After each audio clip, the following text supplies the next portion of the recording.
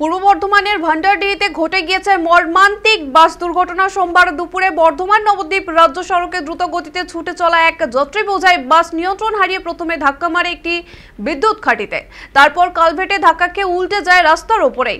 এই দুর্ঘটনায় মৃত্যু হয় সুবোধ মণ্ডল নামে এক যাত্রীর। নদনঘাটের নিমার বাসিন্দা সুবোধ বাবু স্ত্রীকে নিয়ে বর্ধমানে চিকিৎসার উদ্দেশ্যে যাচ্ছিলেন। আহত হয়েছেন অন্তত 50 জন যাত্রী, যাদের মধ্যে অনেকের অবস্থায় আশঙ্কাজনক। দুর্ঘটনার পর স্থানীয় বাসিন্দারা ছুটে এসে উদ্ধার কাজে হাত লাগান। পরে পুলিশে খবর দেওয়া হলে দেওয়ানিদিঘি থানার পুলিশ আহতদের কুরমুন প্রাথমিক স্বাস্থ্য কেন্দ্রে ও পরে বর্ধমান মেডিকেল কলেজ হাসপাতালে ভর্তি করে। বাস যাত্রীদের অভিযোগ, অতিরিক্ত গতি এবং চালকের অসাবধানতার জেরে এই ভয়াবহ দুর্ঘটনার পর গোটা এলাকায় চাঞ্চল্য ছড়িয়েছে। পুলিশ ঘটনার তদন্ত শুরু করেছে।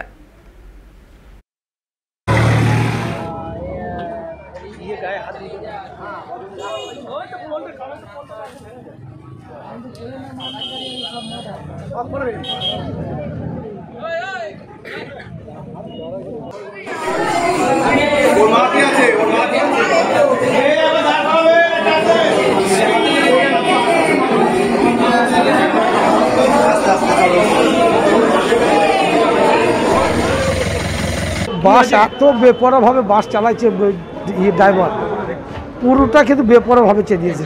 গাড়িটা পুরোটা গিয়ে ওই কালভাটে ধাক্কা মারলো, গাড়িটা পাল্টে পড়লো। কোথায় যাচ্ছিল বাসটা? বাসে যাচ্ছিল কৃষ্ণনগর। গাড়িতে কতজন ছিল? প্রায় 70-80 জন। আমি এখানে এমার্জেন্সিতে ডাক্তারবাবুরা আমরা মোটামুটি 23 জনকে পেলাম। 23 জনেরই চোট খুবই গুরুতর ছিল এবং 23 জনকেই আমরা প্রাথমিক চিকিৎসার পর বর্ধমান হসপিটালে রেফার করেছি।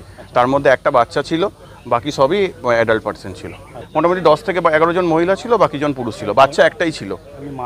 না, এখানে কোনো ব্রড ডেথ পেশেন্ট কিছু আসেনি এখনো অবধি। এখানে ডেথের কোনো ইনসিডেন্ট কিছু নেই। আশঙ্কাজনক কতজন? আশঙ্কাজনকের 23 জনের মধ্যে মোটামুটি 10 জনের অবস্থা খুবই আশঙ্কাজনক। বাস এত বেপরোয়াভাবে বাস চালাইছে ড্রাইভার, পুরোটা কিন্তু বেপরোয়াভাবে চালিয়েছে। গাড়িটা পুরোটা গিয়ে ওই কালভাটে ধাক্কা মারলো, গাড়িটা পাল্টে পড়লো। কোথায় যাচ্ছিল বাসটা?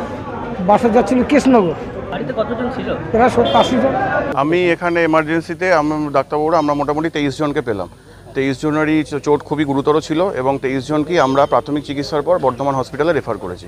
তার মধ্যে একটা বাচ্চা ছিল, বাকি সবই অ্যাডাল্ট পার্সন ছিল। মোটামুটি 10 থেকে 11 জন মহিলা ছিল, বাকি জন পুরুষ ছিল। বাচ্চা একটাই ছিল। না, এখানে কোনো ব্রড ডেথ পেশেন্ট কিছু আসেনি এখনো অবধি। এখানে ডেথের কোনো ইনসিডেন্ট কিছু নেই। আশঙ্কাজনক কতজন? আশঙ্কাজনকের 23 জনের মধ্যে মোটামুটি 10 জনের অবস্থা খুবই আশঙ্কাজনক।